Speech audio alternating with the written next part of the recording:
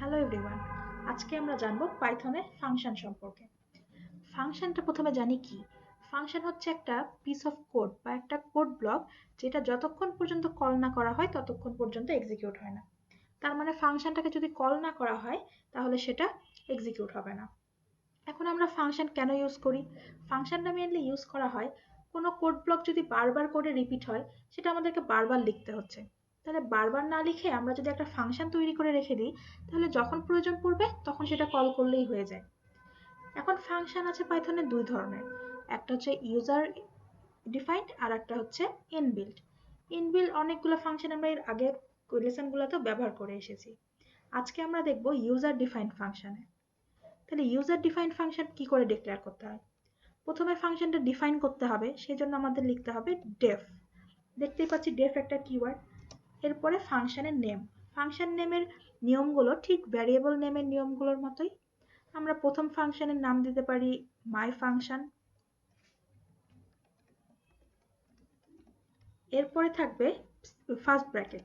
এই ব্র্যাকেটের মধ্যে আমরা কোনো যদি প্যারামিটার থাকে সেগুলো পাস করতে পারি।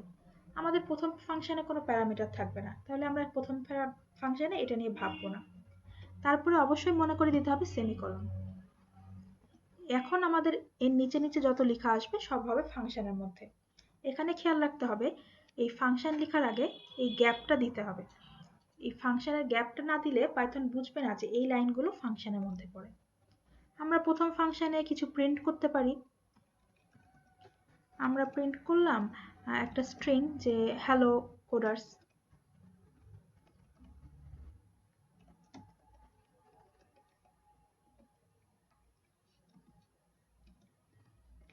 এখন এই ইনডেন্টেশনের বাইরে যখন আমরা লিখব তখন কিন্তু এই কোডগুলো আর ফাংশনের মধ্যে পড়ে না। এই ফাংশনটাকে কল করার জন্য আমাদের কি করতে হবে? জাস্ট ফাংশনের নামটা লিখতে হবে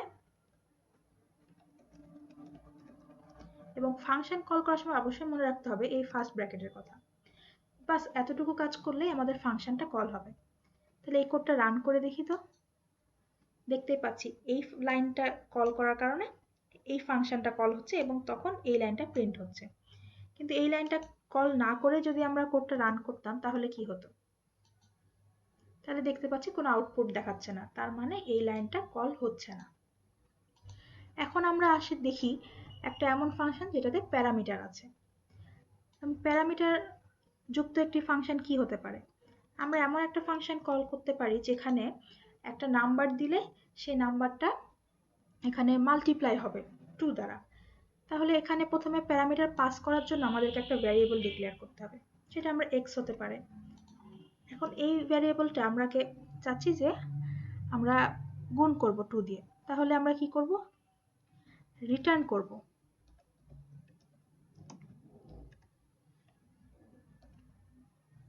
এখানে এই রিটার্ন ওয়ার্ডটার মানে হচ্ছে আমরা যেই কাজ আমাদের এই ফাংশনটা যখন কল হবে তখন এই এক্সপ্রেশনটা এক্সিকিউট হবে এবং এক্সিকিউট হওয়ার পরে আমাদের রেজাল্টটা রিটার্ন করবে আবার এই ফাংশনে।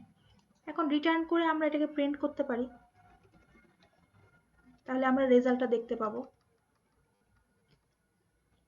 এখন আমরা এখানে যেহেতু প্যারামিটার দিয়েছি তাহলে আমাদের এই প্যারামিটারে অবশ্যই কিছু পাস করতে হবে। তাহলে এখানে আমরা 3 দিলাম। এই ফাংশনটা রান করলে দেখছি অ্যান্সার 6 আসছে। এখন আমরা যদি এটা চেঞ্জ করে 8 দিই তাহলে অ্যান্সার 16 আসছে। ঠিক এমনভাবে আমরা পাইথনে বিভিন্ন নিজের মতো ফাংশন লিখতে পারি এবং যে কোনো জায়গায় এই ফাংশনটা কল করে ইউজ করতে পারি। Thank you.